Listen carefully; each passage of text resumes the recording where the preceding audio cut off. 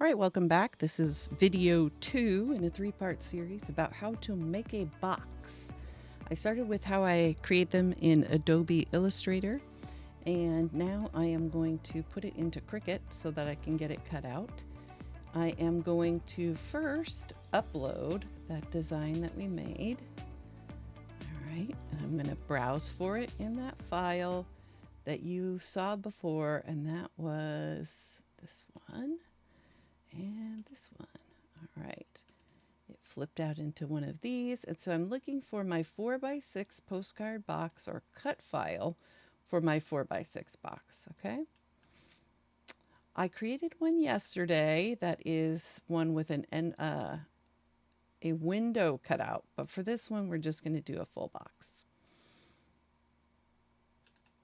Okay. It's going to come in. You can see all the edges, which is fantastic. You're going to continue. Apply and continue. You're going to come in as a flat graphic. Okay, and upload. All right, now you can see that it did not come in with the same amount of space that it came in before.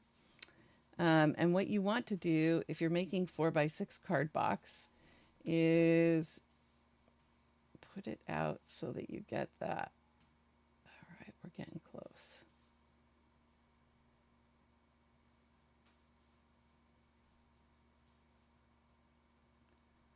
All right, let's see. So if you put it up in this corner, it makes things a little bit easier. You can see your 1.5 inches to the cut lines here. And then you want to go, so you want that to be 1.5 inches. There we go.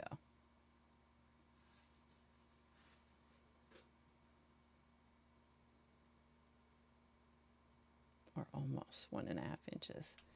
So you want this part from here to here and here to here and here to here. That has to be your box of 4.25 by 6.25. So when I want it to fit perfectly, what I do is I create a shape. I come in here and get a box.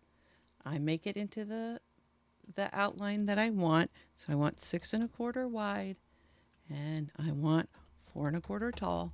And then I'm going to put this in here and say, oh, this is too big. So now I'm going to come back to this and I'm going to fit it right in there. Okay. And I'm going to keep adjusting until I've got that perfect fit, because I already created all those perfect little. All right. That might be it. Yeah, it looks like those are hugging it at the right eras.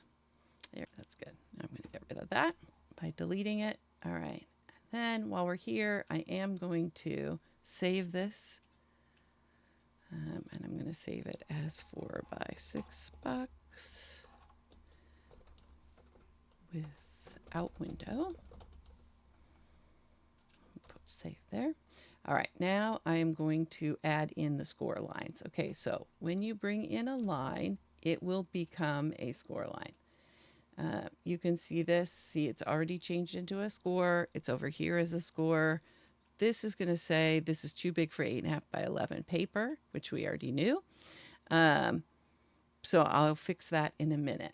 All right, so now I have my score line, my first one, and I'm going to drag it out so that it is a full score line. Now we know that this is 4.31. And I'm okay with it being a little bit bigger, but also because I also want to score this part right here. I'm going to make that. There we go. All right. Now I have a full one. I'm going to Control C, Control V.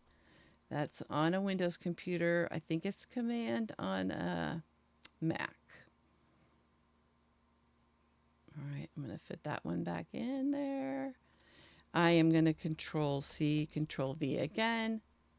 And I'm going to put that one out here. Now remember that this is the one where we don't want it quite as far in as the full 3/4 inch. So we went to 0.65. All right, and that's where you put your score line. And then you can see that I'm just going to pull that up and now that's the right one as well. And that should be 4 1/4, so I'm going to make it a little bit longer. And again, this is, I use a lot the tools that are like this to get the exact right ones. Score lines don't have to be super precise, but I do like them to be, in length, but I do like them to be mostly precise. All right, now I'm going to put that other one on this other side. All right. 1, 2, 3, 4, 5, 6. So another way you can measure is that each of these tiny boxes is 1/8 of an inch. So that should be about where we want that one. Yep, looks good. Okay, so now I just have to create 2 more. I'm going to do these down here. Oh wait, I have to do some at the top too still. Okay, I always forget one. All right, and then I'm going to say, uh-oh, I made a lot more. All right, I'll put this one over here. All right, I'm going to delete these that I didn't mean to make. Well, I'll use this one. All right, I'm going to flip this one.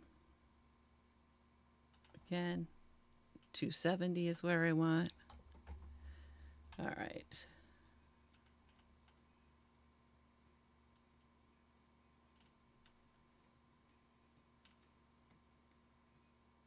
All right, it didn't look like that was exactly right. There we go. That's better.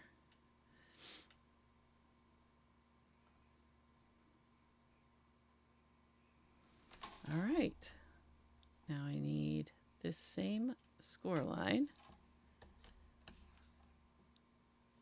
2 more times, or 3 more times actually. All right, I'm going to move those in. Okay, right here.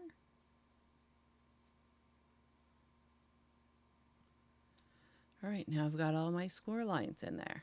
Now, we can do a couple of things. So we do have our cut file here. Our next step is to print a page of pattern sheet. We kind of know from what we've done so far that that has to be 11 by 17. And so in the next video, I will go through how to print a pattern sheet from Photoshop. Stay tuned.